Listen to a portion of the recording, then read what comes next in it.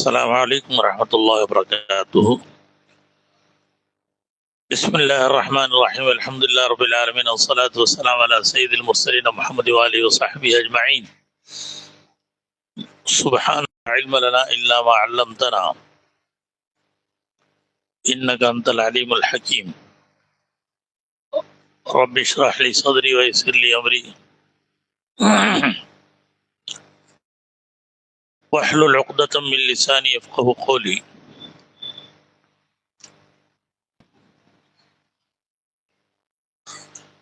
أعوذ بالله من الشيطان الرجيم. بسم الله الرحمن الرحيم.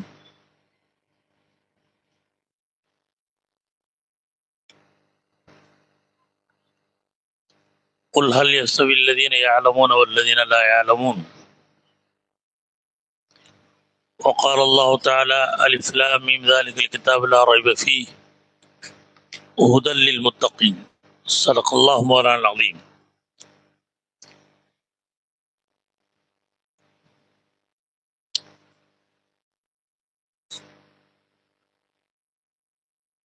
கண்ணியமான இந்த விழாவிலே வருகை தந்திருக்கக்கூடிய ஆலிம் பெருமக்களே, பல்வேறு பள்ளிவாசல்களின் நிர்வாக கமிட்டி தலைவர்களே, உறுப்பினர்களே, ஹஜ்ஜுக்கு செல்ல இருக்கக்கூடிய கண்ணியமான ஹாஜிகளே, ஹாஜி அம்மாக்களே, ரமதான் ஷெரீஃபிலே அதிகமாக குர்ஆன்களை ஓதியும்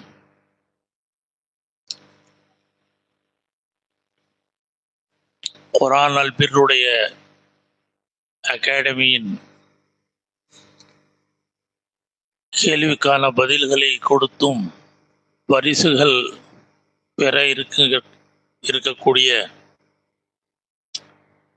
தாய்மார்களே, சகோதரிகளே,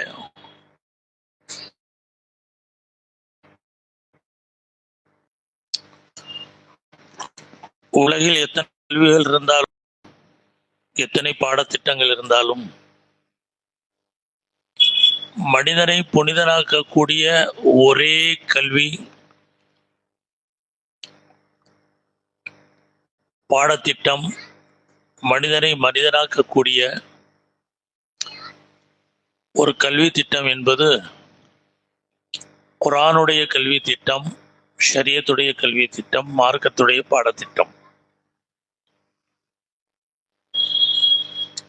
காரணம்,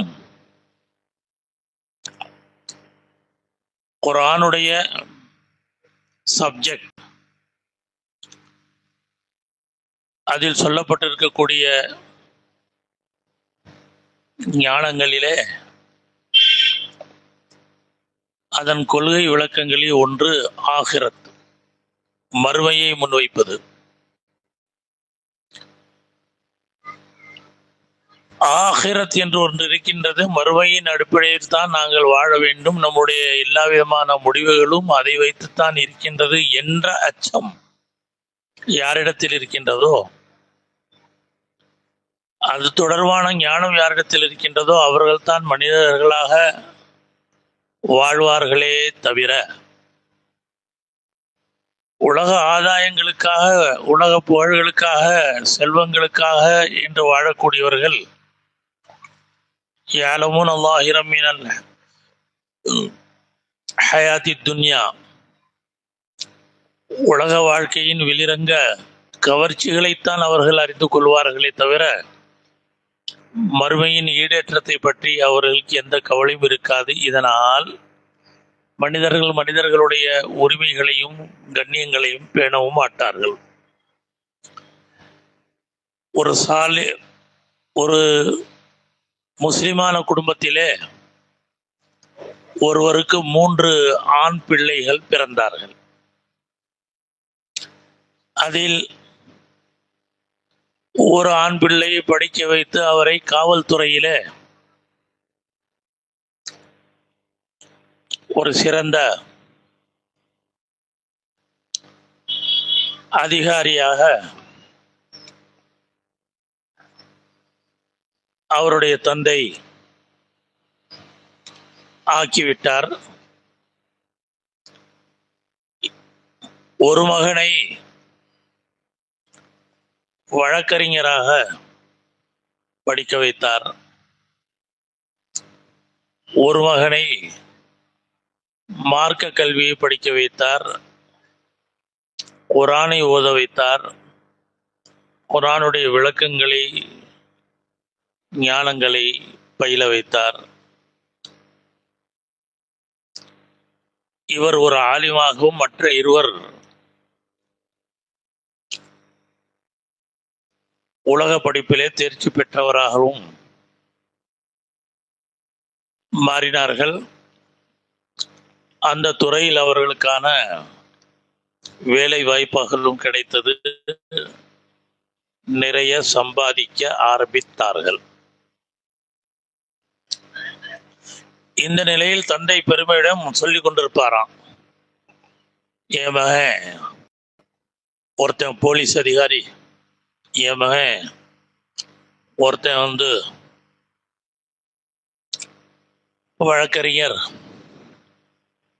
இந்த மூணாவது மகன் தான் வீணா போயிட்டான், அவன் என்னமோ தீனு படிக்கிறேன் அப்படி இப்படின்னு போனான், இப்படி வீணாயிட்டான் அப்படின்னு. அவருடைய மனைவி இது போல நிசோன்லயோ பிர் அகாடமிலயோ அதுல இதுலயோ தொடர்பு கொஞ்சம் தீனுக்குன்னு படிச்சிருச்சு, ஆக்கிரத்தை பத்தி கொஞ்சம் இருந்துச்சு. அது சொல்லிச்சான், இல்லைங்க நம்மளுடைய ஹாஃபிஸ் மகன் இருக்கிறானே, இல்மை படிச்ச மகன், அவன் தான் நமக்கு பிரயோஜனமா இருப்பான், லாபமா இருப்பான். வாய முடு, அவர் தண்டச்சோறு, அவன் என்னது பெரிய சம்பாதிக்கிறான், இவனுங்க பாரு என்ன சம்பாதிக்கிறானுங்க. காவல்துறை மிரட்டினா அந்த கடை விதியில டெய்லி கிடைக்கிற மாமூல அவ்வளோ இருக்கு, அதுவும் தனித்தனி, தரை கடை மாமூல் தனி, அப்புறம் தள்ளு வண்டி மாமூல் தனி, அப்புறம் நைட்ல கொஞ்சம் 10 மணி 11 மணிக்கு மேல ஹோட்டலை திறந்து வைக்கிறாங்களே அந்த மாமூல் தனி. எப்படி அவனுக்கு செல்வம் குவியுது. இனி வழக்கறிஞர் சொல்ல வேண்டியதே இல்லை. முதலா வழக்கறிஞர்கள் வாதிட்டையோ பிரதிவாதிட்ட மட்டும்தான் கொஞ்சம் இதுவும் வாங்கிக்குவாங்க. இப்ப ஈச்சங்காப்பட்டி தலைவர் அவங்க சொல்லிதான் தெரிய வந்துச்சு, 2 பேர்ட்டையுமே வாங்கிக்கிறாங்களாம். வாதிட்டையும் வாங்கிக்கிறாங்க, பிரதிவாதிட்டையும் வாங்கிக்கிறாங்க. 2 பேருமே பேசிக்குவாங்களா, நீயும் இழுத்துட்டு போ நானும் இழுத்துட்டு போறேன் அப்படின்னு. அதனால ஒரு வழக்குன்னு ஒன்று போயிட்டா 15 வருஷம் 20 வருஷத்துல அதுக்கு இது பார்த்துக்கலாம். இதுக்கிடையில எவ்வளோ அவருக்கு வருமானம், எவ்வளோ கவனிக்கிறாங்க, அவருக்கு பக்ஷிஷ் கொடுக்குறாங்க, அப்படி வருமானம் இருக்குது. இந்த ஆப்பிளுக்கு இப்படிங்கிற அவர் போயிட்டு 10,000 12,000 கொடுக்குற, இதை வச்சு என்ன அழுவுறது, இவனுக்கு காதுல தான் அவருடைய சில செலவுகளையும் பார்க்குறோம் அப்படின்னு. இந்த மகன் தாங்க நமக்கு உதவுவான், இவன் தான் நம்மளை காப்பாற்றுவான், நம்மளை கண்ணியப்படுத்துவான்னு இவங்க 2 பேருக்கும் ஆர்கியூமெண்ட் நடக்குது அடிக்கடி. அப்போ இது ரொம்ப முத்தி போச்சு. வாயமோட எப்ப பார்த்தாலும் இதே சொல்லிட்டு இருக்கு, நீங்க விளக்கணும், நீங்க என்ன சொல்றேன் அப்படின்னு சொல்லிட்டு எப்ப பார்த்தாலும் நீங்க என்ன அடக்கிடுறீங்க அப்படின்னு இவங்க 2 பேருக்கும் வாக்குவாதம். கடைசியில பிவி சொல்லிச்சான், நான் வேணா உங்களுக்கு காட்டுறேன் யாரு நம்மளை கடைசி வரைக்கும் காப்பாத்துவா அப்படின்ட்டு. சரி நீ வேணா காட்டு.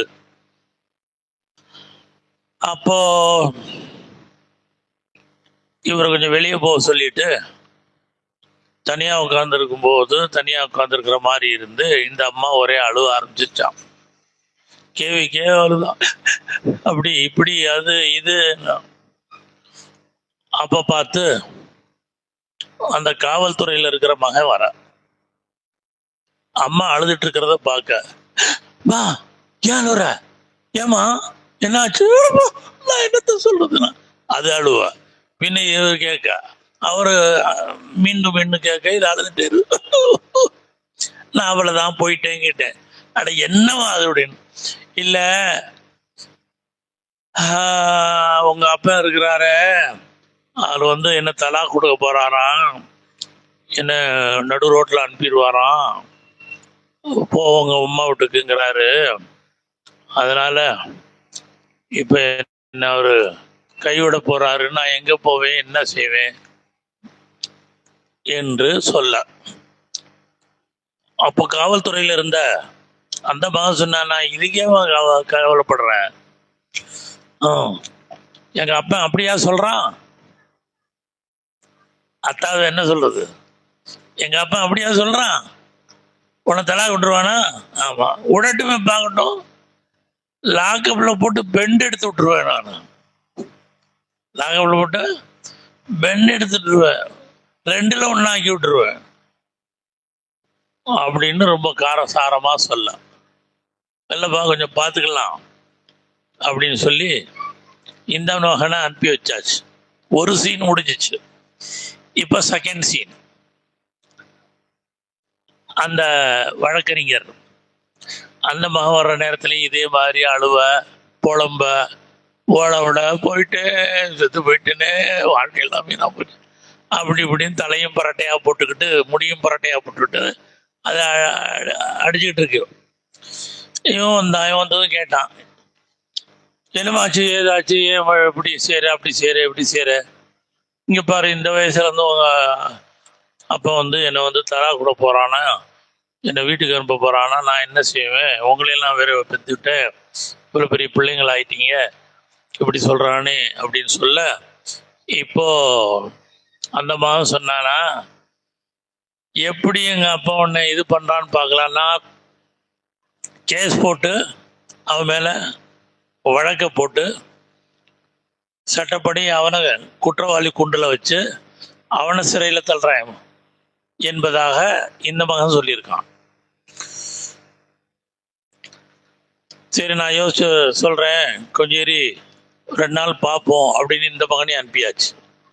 இப்போ 2 சீன் முடிஞ்சிச்சு. இப்போ 3வது சீன் யார்டது?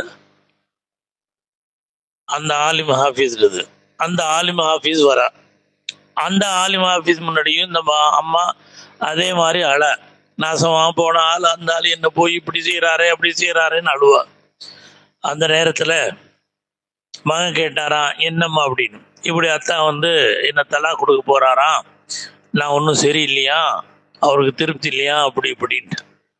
அப்ப இவர் சொன்னாராம், அதுக்காக நீ ஏமா அழுவுற, கொஞ்சம் சபரோட இருமா, அவர் ஒரு மூடுல இருந்திருப்பாரு, அவரு கொஞ்சம் மனசுக்கு வேற ஏதாவது கஷ்டம் இருக்கும், வெளியே கொடுக்கல் வாங்கல் இதெல்லாம் இருக்கும், கொஞ்சம் நீ சமாளிச்சுக்க, ஒரு 2 நாள் போனா அவர் சரியாயிருவாரு. அப்படியே அவர்னால ஏதாவது உனக்கு இது ஏற்பட்டாலும், இது வரைக்கும் இத்தனை வருஷம் நாங்கள்லாம் வளர்ந்து ஆளாகிற வரைக்கும் உன்னை காப்பாத்தி இருக்கிறார்ல, எங்களையும் படிச்ச ஆளாலாம் ஆக்கியிருக்கிறார்ல, அதனால அதை வச்சு நீ கொஞ்சம் பொறுத்துக்கணும், அல்லா தாலா உனக்கு நிறைய அஜர் தருவான். அதெல்லாமே 1000 தான் இருக்கட்டும், இப்போ அவர் வேணான்னு சொல்லிட்டு நீ தனியாயிட்டேன்னு வை, அவரும் தலா கொடுத்துட்டான்னு வச்சுட்டா, அதுக்கு பிறகு உண்ட வாழ்க்கையும் இதா போயிடும். எப்படிப்பட்ட ஆளா இருந்தாலும் சரி, ஒருத்தரோட வாழ்ந்துட்டோம்னா கடைசி வரைக்கும் அவரை கையை பிடிச்சோம்னா அவரை வச்சுதான் நமக்கு வாழ்க்கை, அவரை வச்சுதான் நமக்கு ஆகிரத்து. நம்ம ஆகிரத்தை யோசிக்கணும். அல்லா தஆலா பெரிய பதவியை தருவான்னு அம்மாவுக்கு சமாதானப்படுத்தி, அதே மாதிரி அத்தாட்டையும் சொல்லி, அத்தா இந்த வயசுல போய் அம்மாவை போய் இப்படி செய்றியே, இப்ப நீங்க போய் உங்களுக்கு இட பொண்ணும் எதுவும் கிடைக்காம போகுது, நீங்க கட்டவா போறீங்க. ஒரு பெண்ணு ஒரு மனைவி உப்பு இல்லாம ரொட்டியை கொடுத்துச்சு, அந்த கொடுத்த ரொட்டிய ஒரு குற்றம் சொல்லி அதை காயப்படுத்தக்கூடாதுன்னு சொல்லி ஒரு கணவர் சாப்பிட்டாராம். அதுக்காகவே அல்லா தாலா ஒரு பலகீனமான படைப்பு மேல இறக்கப்பட்டுனியே, அந்த உப்பு போடாத ரொட்டி நீ சாப்பிட்டுட்டியே, அதனால நான் ஒன்னு இன்னைக்கு மன்னிக்கிறேன், உப்பு இல்லாத உன்னுடைய அமல்களை எல்லாம் ஏற்றுக்கொள்றேன் அப்படின்லாம் இருக்குது. அதனால நீங்க அம்மாவை அட்ஜஸ்ட் பண்ணிக்கிறதா நல்லது அப்படின்னு 2 பேரையும் சமாதானப்படுத்தி, இது உங்களை ஒரு ஆளை விட்டு நீங்க வாழறதுங்கிறது சிந்திச்சே பார்க்காதீங்க, ஆகிரத்துல உங்களுக்கு நிறைய தரஜா இருக்குன்ட்டு இந்த மகன் சொல்ல, அப்பதான் அந்த ஃபாதருக்கும் அந்த தகப்பனுக்கும் விளங்கிச்சான். உண்மையாகவே உலகத்துல படிக்க வச்சு இந்த 2 பேரும் ஒரு நாடகம்தான் ஆடணும். இந்த அடிப்படையில் இவங்களை இதோட எப்படியே முறிச்சு விட்டுறலாம், அப்பனை எப்படி பழி வாங்கலாங்கிற எண்ணம் வந்துச்சு. காரணம், உலக படிப்பு படித்ததுனால ஆகிரத்துடைய சிந்தனை இல்லை, அல்லாட்ட பதில் கொடுக்கணுங்கிற சிந்தனை இல்லை, அல்லாவுடைய அச்சம் இல்லை, தக்வா இல்லை. அதனால வந்ததுதான். இதுதான் நம்மளை என்னைக்குமே காப்பாற்றக்கூடியது. நான் தவறு தான் செஞ்சேன் என்பதாக சொன்னாராம். சொல்ல வர்றது, இப்போ கொஞ்சம் முன்னாடி கூட சொன்னாங்க, நம்ம மற்ற பயன் செய்கிறவங்கலாம் கூட சொன்னாங்க, நம்ம பிள்ளைகளை எப்படி ஒழுக்கங்களை நம்ம கற்றுக் கொடுக்குறோம், எந்த ஒழுக்கங்களோட அவங்கள வளர்க்குறோம், எந்த ஒழுக்கங்களோட அவங்க வாழ்கிறாங்க வளர்றாங்க அப்படிங்கிறத நான் கண்காணிக்கணும். அப்படிப்பட்ட ஒழுக்கங்களை கொடுக்கணும். அப்படி ஒழுக்கங்களை கொடுக்கக்கூடிய பாடத்திட்டங்களையும் தீனியாத்து இல்முகளையும் கொடுத்தா அந்த அளவுக்கு அவங்களுடைய வாழ்க்கைகளில் ஒரு மாற்றங்கள் வரும், ஒரு மனிதத்துவம் வரும், ஒருத்தர் பிறருக்கு அனுசரிக்கக்கூடிய பக்குவங்கள் வருமே தவிர தான் நல்லா இருக்கணும் பிறர் எப்படியோ வீழணும் அப்படின்னு இருந்தா இது மிருகத்தனமான வாழ்க்கை. எங்க பார்த்தாலும் அப்படிப்பட்ட மிருகங்கள் தான் இப்படி நடமாடி கொண்டிருக்கு. இன்றைய உலகத்துல இப்போ இது சொன்ன மாதிரி இந்த கைபேசியை வைத்து கொண்டு அந்த குடும்பங்களில் நடக்கக்கூடிய அட்டூழியங்கள், அதனால ஏற்படக்கூடிய அநியாயங்கள் அந்த அளவுக்கு ஏராளமாக, வேண்டிய அளவுக்கு தான் நாடக்கூடிய மாடல் போனுக்கு காசு தரலைங்கிறதுக்காகவே எத்தனையோ பிள்ளைகள் தன்னுடைய தாயையோ தன்னுடைய தந்தையோ சுத்தமாகவே மர்டர் பண்ணியிருக்காங்க. நாளேடுகளில் வந்து கொண்டிருக்கு. இனி எல்லாத்துக்கும் பிடிச்சிருக்கக்கூடிய இந்த பித்து, எவ்வளோ பித்து பிடிச்சிருக்கு அப்படின்னு சொன்னால், ரமதான் காலத்தில் கூட அவங்க தராவியை விட்டுட்டு இதில் ஈடுபடக்கூடிய ஒரு பைத்தியம் அதிகமாக இருக்குது. அப்போ பெரியார்களை மதிக்கணும், தாயாரை மதிக்கணும், தந்தையை மதிக்கணும், அண்ணனை மதிக்கணும், தங்கையை மதிக்கணும், அக்காவை மதிக்கணும், குடும்பத்தார்களை மதிக்கணும், ஆலிம்களை மதிக்கணும், அதே மாதிரி ஆசிரியர்களை மதிக்கணும், உஸ்தாதுகளை மதிக்கணும் என்று எந்த அளவுக்கு நாமோ அதவோடு ஒழுக்கத்தோடு பிள்ளைகளை வளர்க்குப்போமோ, அதை ஒழுக்கத்தை கற்றுக் கொடுத்து வளர்ப்போமோ, அந்த அளவுக்கு அல்லாவுடைய உதவிகள் இறங்கும். இல்லை என்றால் அல்லாவுடைய கோப பார்வை இறங்கும், அல்லாவுடைய தண்டனை இறங்கும். தேவபந்தில் ஒரு மாபெரும் ஹதீஸ் பேராசிரியர் இருந்தாங்க, மௌலானா ஃபஹ்ருத்தீன் ரஹ்மத்துல்லாஹி அலைஹி. அவங்க தேவபந்துடைய ஒரு பெரிய ஷேகுல் இஸ்லாம் ஹுசைன் அஹமதி மதனி ரஹமத்துல்லா அலி அவங்க காலத்தில் உள்ளவங்க. அதில் ஷேகுல் ஹிந்த் மஹமூத் ஹசன் ரஹமத்துல்லா அலி அவங்கள்ட்ட எல்லாம் படித்தவங்க. இவங்க ஒரு காலத்தில் ஷாஹி முராதாபாத் அப்படிங்கிற மதரசால ஹதீஸ் பாடம் நடத்திட்டு இருந்தாங்க. அவங்க பாடத்தில் பல மாணவர்களும் இருந்தாங்க. அதில் சில மாணவர்கள் கொஞ்சம் ஒழுக்கம் குறைவாக இருந்தாங்க, அதபு குறைவாக இருந்தாங்க. அந்த அதபு குறைவாக இருக்கக்கூடிய மாணவர்கள், அந்த சில மாணவர்கள் ஹதரத் அவர்கள்ட்ட பாடத்தில் பேசும்போதே கண்ணியமான வார்த்தை, அடக்கமான வார்த்தை, ஒழுக்கமான வார்த்தைகள் இல்லாமல் கொஞ்சம் கடினமான வார்த்தை, கொஞ்சம் தடிப்பான வார்த்தையாக பேசுவாங்க. அடிக்கடி கொஞ்சம் வாக்குவாதங்கள் நடக்கும். நீங்கள் என்ன இப்படி சொல்லிட்டீங்க, அப்படி இல்லையே, அது இப்படி தானே, அதில் இப்படில எழுதியிருக்கு, இப்படியாக அவங்களுக்கு மத்தியில் பேச்சுவார்த்தைகள் நடக்கும். மௌலானா ஃபக்ருத்தீன் ரஹ்மத்துல்லாஹி அலைஹி அவங்கள்ட்ட ஓதி பட்டம் பெடுத்து ஆலிமான நூற்றுக்கணக்கான ஆயிரக்கணக்கான ஆலிம்கள் இந்தியாவில், பாகிஸ்தானில், பங்களாதேஷில், சவுத் ஆப்பிரிக்கால எல்லாம் ஹதீஸ் ஓதி கொடுக்குறாங்க. எங்கள் ஹஜரத்து கூட அவங்கள்ட்ட ஓதுனவங்க தான். அப்படிப்பட்டவங்க.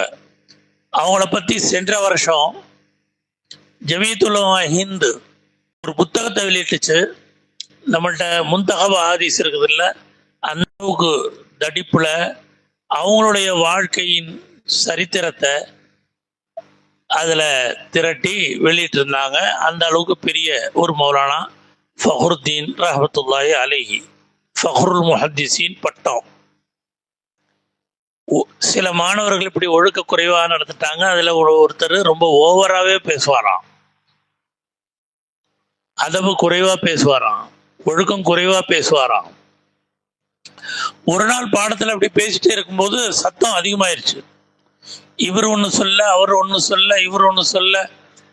ऐसा नहीं है, आपका कहना बिल्कुल गलत है அப்படின்னு சொன்ன. அரே अच्छी तरह समझो मैं क्या बोल रहा हूं, हाशिया देखो அப்படின்னு அவர் சொல்றாரு, இவர் சொல்றாரு. இப்படியே சொல்லிட்டே இருக்கும்போது மாணவர்களும் பார்த்துட்டு இருக்காங்க, சக மாணவர்கள், ஏனைய மாணவர்கள். அப்ப ஹஜரத் சொன்னாராம், அவனை ரொம்ப சத்தம் போடுறான், 2 போடு போடுங்க, அவனை 2 அடி அடிங்க. அப்போ ஒரு ஒழுக்கம் கிட்ட சொன்னாலாம், இப்ப என்ன அடிக்கிறது, நீங்க தான் டெய்லி தான் வாக்குவாதம் தான் நடக்குது, என்னைக்கு நடக்கிறது தானே, இப்ப எதுக்கு அவனை அடிக்கணும் இன்னைக்கு மட்டும் அப்படின்னு. அட அடிப்பா, 2 போடு அவனை, அப்பதான் வாய் மூடுவான் அப்படின்னு சொல்ல. ஒன்றும் தேவையில்லை, நடக்கிறது நடக்கட்டும்ட்டு இருந்துட்டாங்க. இவர் அவனை கொஞ்சம் பேசாம இருக்கிறதுக்காக 2 போடுங்கன்னு சொல்ல அவங்க போடல. இந்த நிலையில அவன் எந்திரிச்சவன் நிக்க முடியல, மயங்கனா, உளுந்தான், அங்கேயே மௌத்தா போயிட்டான். அந்த பாட அறையிலேயே மௌத்தா போயிட்டான், அதற்கு முன்னாடியே மௌத்தா போயிட்டான். இப்ப எல்லாம் சேர்ந்து சொன்னாங்களாம், என்ன அதற்கு நீங்க பத்துவா செஞ்சிட்டீங்க, இப்படி ஆயிட்டானே அப்படின்னு. அவங்க சொன்னாலும், நான் பத்துவா செய்யல, நீங்க தான் அவனை சாவடிச்சீங்க. நாங்க எப்படி சாவடிச்சோம்?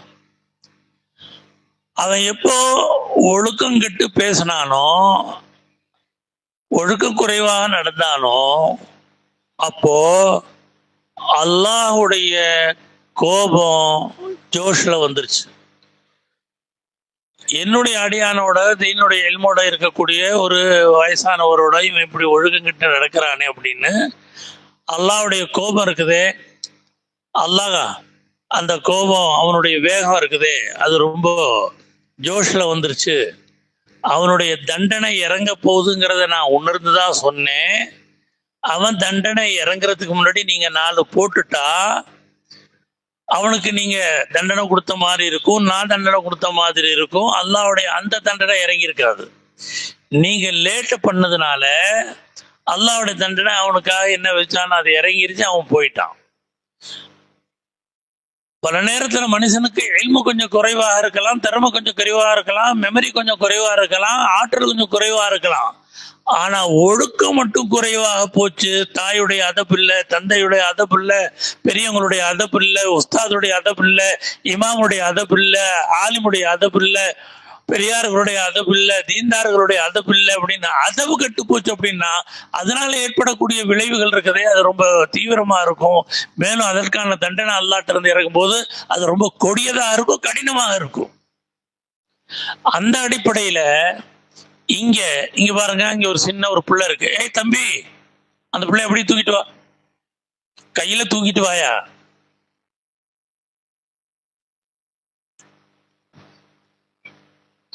இங்கிட்டு வா, கையில இப்படி தூக்கி வைக்க.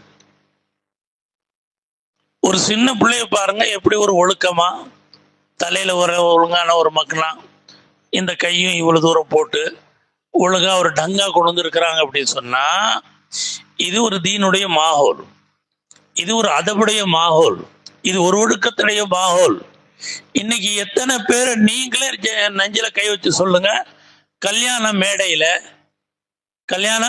மேடையில பொண்ணு மாப்பிள்ளைய நிக்க வச்சிருக்கிறாங்க, பொண்ணுடைய தலையில இது இல்லை, தாவணி இல்லை, அந்த ஓடுனி இல்லை, அந்த துப்பட்டா இல்லை, அந்த ஷால் இல்லை. அது மட்டும் இல்லை, இப்போ போட்டிருக்கிற சட்டையில ஒரு பக்கம் கை இருக்கு, ஒரு பக்கம் கையே இல்லை. அது என்ன லெஸ்? இதுல சந்தோஷம், இதுல ஹஜரத் ஐயா நாங்கெல்லாம் போய் அல்லாஹும்ம அல்லிப்பைனோமா கமா அல்லப்த பைனாவும் துவாசீனும், இவங்க நல்லா இருக்கணும் அப்படின்னு. யாரெல்லாம் இவங்களுக்கு அள்ளி அள்ளி உன் நரக நெருப்பை கொட்டுன்னு தான் சொல்லணும், அள்ளி அள்ளி உன் ஆழத்தை கொட்டு தான் சொல்லணும். அப்போ பெண் பிள்ளைகள்கிட்ட சின்னதுல இருந்து அது வரணும், ஒழுக்கம் வரணும், அடக்கம் வரணும் அப்படின்னு சொன்னா நாம எந்த அளவுக்கு குரானுடைய இல்ம், ஹதீஸுடைய இல்ம், மார்க்கத்துடைய இல்ம், அந்த ஒழுக்கங்களை கற்றுக் கொடுப்போமோ அந்த அளவுக்கு மனிதர்களை பார்க்கலாம், உண்மையான தாய்மார்களை பார்க்கலாம், உண்மையான தந்தைமார்களை பார்க்கலாம். அதுக்கான ஒரு முயற்சியாக குரானை விட்டு விலகி இருக்கக்கூடிய, தீனை விட்டு விலகி இருக்கக்கூடிய, தீனுடைய பலவிதமான ஜென்ரல் நாலேஜ் இதை விட்டு விலகி இருக்கக்கூடியவங்களை குரான் அகாடமிங்கிற அடிப்படையில் இதோட இணைத்து அவர்களுக்கு இது போன்ற ஞானங்களையும் இது போருடைய கல்வி ஞான கண்களை திறப்பதற்கும் என்ன ஒரு ஏற்பாடு செய்யப்பட்டதோ இது மிகவும் வரவேற்கத்தக்கது. இதில் யாரெல்லாம் எப்படியெல்லாம் இதற்கு ஒத்துழைத்தார்களோ, உதவி செய்தார்களோ, பொருளாலோ, தன்னுடைய ஆலோசனைகளாலோ, தன்னுடைய மற்ற ஒத்துழைப்புகளாலோ அல்லாஹ் எல்லோரையும் கபூல் செய்வானாக. இந்த நிகழ்ச்சிக்காக மாணவர்களை தயார் செய்து அவர்களை இத்தனை நாள் பாடுபட்டு அவர்களை பரிசுக்குரியவர்களாக யாரெல்லாம் மாற்றினார்களோ அவர்களையும் கபூல் செய்வானாக. குறிப்பாக சத்தாம் என்பவர் அந்த நாட்டில் தோன்றிய அந்த மாபெரும் வீரர் தான் என்பது மட்டுமல்ல, நமது இந்த இந்திய துணைக்கண்டத்திலே, நமது தமிழ் மாநிலத்திலே திருச்சியிலும் சில சத்தாம்கள் இருக்கின்றார்கள். அவர்கள் வீர வாழ்க்கையை வாழ்ந்து இஸ்லாமிய வீரத்தை வெளிப்படுத்துபவர்கள் என்பதை வெளிக்காட்டும் வகையிலே சத்தாம் அவர்கள் செய்த முயற்சியை இதுவரை பேசியவர்கள் நன்றாகவே பாராட்டியுள்ளார்கள். மக்களும் பாராட்டுவார்கள். இன்றும் சரி, நாளையும் சரி. அல்லாஹ் தாலா இவருடைய இந்த சேவைகளை அல்லாஹ்வின் புறத்திலிருந்து போற்றத்தக்கதாகவும் கபூலியத்துள்ளதாகவும் ஆக்கி வைப்பானாக. மெம்மேலும் இதில் ஒரு நல்ல முன்னேற்றத்தை தருவானாக. வாஹு தாவானா அல்ஹம்துலில்லாஹி ரப்பில் ஆலமீன்.